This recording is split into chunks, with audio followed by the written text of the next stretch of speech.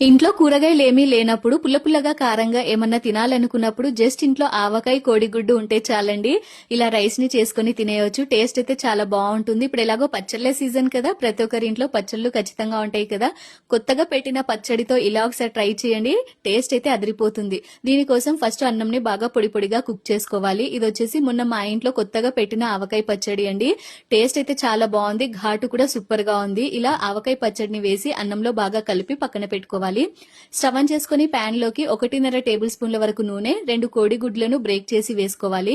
ఇందులోనే టేస్ట్ కి సరిపడినంత ఉప్పు కూడా వేసుకోవాలి. మరీ ఎక్కువగా కాకుండా కొంచెం తక్కువగా వేసుకుంటే సరిపోతుంది.